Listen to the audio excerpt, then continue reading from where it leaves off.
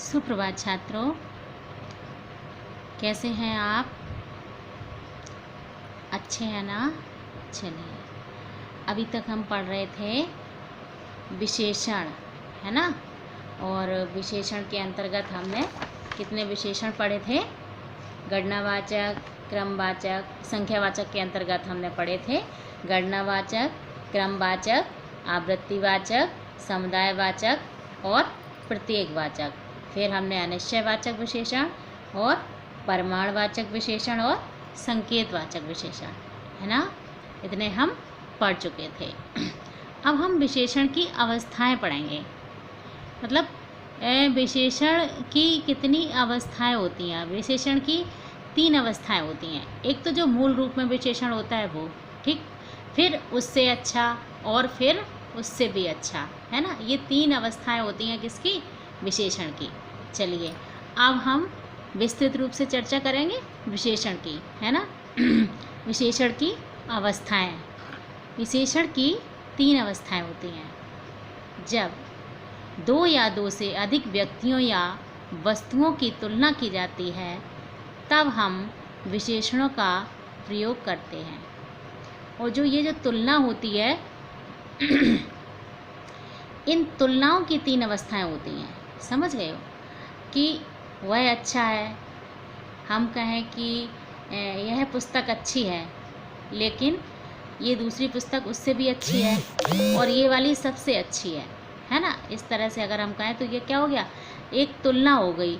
और इन तुलनाओं की कितनी अवस्थाएं होती हैं? 3 अवस्थाएं होती हैं। एक तो मूलावस्था, उत्तरावस्था और उत्तमावस्था। मूलावस्था पहली जो अवस्था होती है, फिर उससे जो अच्छी होती है वो उत्तरावस्था और जो सबसे अच्छी होती है वो उत्तमावस्था। तो विशेषण की कितनी अवस्थाएं होती हैं? 3 अवस्थाएं होती हैं। देखिए, मूलावस्था के अंतर्गत मूल अवस्था में किसी से तुलना नहीं की जाती, केवल किसी एक व्यक्ति या वस्तु की विशेषता मात्र प्रकट की जाती है। मतलब जो मूल अवस्था होती है उसमें किसी से की तुलना नहीं की जाती है। हम ये कहें कि वह अच्छा गाता है ना। हम कहें कि सचिन अच्छा गाता है, तो ये केवल हमारी जो विशेषता है उसकी मूल अवस्था है कि सचिन अच्छा गाता है, या हम कहें कि ये किताब अच्छी है ना। तो एक ये मूल अवस्था हो गई कि ये चीज़ अच्छी है या ये चीज़ बुरी है। जैसे कि यह फिल्म बहुत अच्छी है ना। तो ये एक मूल अवस्था हो गई कि ये फिल्म बहुत अच्छी है, हमने कह दिया तो ये क्या हो गया? मूल अवस्था हो गई। हम कहें कि दूध बहुत मीठा है, तो किसके अंतर्गत आएगा ये? मूलावस्था के अंतर। मूल माना क्या होता है? जड़ होता है ना। तो हम कहें कि किताब बहुत अच्छी है, हम कहें कि ये लड़की बहुत अच्छी है, तो ये मूला अवस्था हो गई। लेकिन यदि फिर हम कहें कि ये उससे अच्छी है तो वो उत्तरावस्था हो जाएगी, है ना। देखिए, अब उत्तरावस्था देखते हैं। उत्तरावस्था, इसमें 2 व्यक्तियों या वस्तुओं के गुणों की तुलना की जाती है। इसमें 2 व्यक्तियों या वस्तुओं, मतलब या तो व्यक्ति भी हो सकते हैं और वस्तु भी हो सकती है, उन दोनों की क्या की जाती है? उन दोनों के गुणों की तुलना की जाती है और 2 संज्ञाओं विशेष्यों का प्रयोग किया जाता है। 2 संज्ञाओं और उनकी विशेषताओं का प्रयोग किया जाता है। जैसे कि भारतीय पहलवान चीनी पहलवान से ताकतवर है। अब यहाँ पर भारतीय पहलवान की और चीनी पहलवान की क्या हो रही है? तुलना हो रही है। 2 की हो रही है कि भारतीय पहलवान चीनी पहलवान से ताकतवर है, या गीता की तुलना में प्रशंसा अधिक मेहनत करती है ना। तो इसमें गीता और प्रशंसा 2 लोगों की केवल तुलना हो रही है, तो ये किसके अंतर्गत आएगा? ये उत्तरावस्था के अंतर्गत ये विशेषण आते हैं, है ना। तो गीता की तुलना में प्रशंसा अधिक मेहनत करती है ना। तो जब 2 लोगों की तुलना हो तो उत्तरावस्था, जब किसी एक की विशेषता बताई जाए तो मूलावस्था, और जब 2 लोगों की तुलना की जाए तो उत्तरावस्था।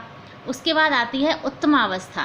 उत्तमावस्था में जो सर्वश्रेष्ठ होता है ना, बहुत सारे लोगों में जिसकी तुलना की जाती है, वो होती है उत्तम अवस्था, अर्थात उत्तमावस्था सबसे अच्छी अवस्था जिसे बोला जाता है। जब बहुत से लोगों के बीच तुलना करते हुए यह देखा जाता है कि सबसे अधिक विशेषता किस व्यक्ति अथवा वस्तु में है, यह अवस्था उत्तमावस्था कही जाती है। अर्थात कोई भी वस्तु हो या कोई भी व्यक्ति हो, जो बहुत सारे लोगों में जब उसकी तुलना की जाती है और तब जब वो वस्तु अच्छी होती है तो उसकी अवस्था कैसी होती है? उत्तमावस्था। मतलब जो सब में सबसे अच्छा है वो उत्तम है, अर्थात सर्वोत्तम। जो सब में श्रेष्ठ है वो क्या हो? सर्वोत्तम, अर्थात उत्तमावस्था। जैसे कि वरदान कक्षा के सभी छात्रों में श्रेष्ठ है। अब यहाँ देखो, सभी छात्र, सभी छात्रों में से श्रेष्ठ बताया गया है ना। मोहन सभी लड़कों में अधिक सुंदर है, सभी लड़कों में सुंदर है। तो देखो, एक मूलावस्था के अंतर्गत जब किसी की विशेषता प्रकट की जाए तो वो मूलावस्था होती है, जब दो लोगों की तुलना की जाती है तो उत्तमावस्था होती है, और जब बहुत सारे लोगों में से किसी एक को श्रेष्ठ बताया जाता है तो वहाँ पे उत्तमावस्था होती है ना। तो ये तो हो गई विशेषण की अवस्थाएं। अब जैसे कि हम लोग पढ़ते हैं, जैसे कि उच्च एक क्या है? उच्च है मूलावस्था।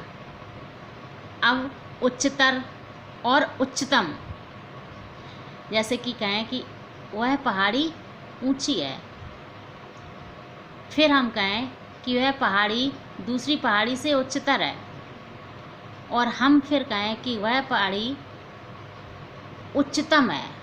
तो जब हम उच्चतम कहेंगे तो उच्चतम का तात्पर्य यह होगा कि वो जो पहाड़ी जो हमने उच्चतम बताई है वो इन दोनों पहाड़ियों से ऊंची है, इसलिए वो क्या होगी? उच्चतम हो गई। ऐसे ही लघु, लघु माने क्या होता है? लघु माने छोटा, तो जो छोटा है वो लघु, और फिर लघुतर, फिर लघुतम, और जो बहुत छोटा है, सबसे छोटा है, वो लघुतम। ऐसे ही सुंदर, सुंदरतर और सुंदरतम। जो सुंदरतम होता है वो सबसे सुंदर होता है, और सुंदरतम पता है क्या होता है?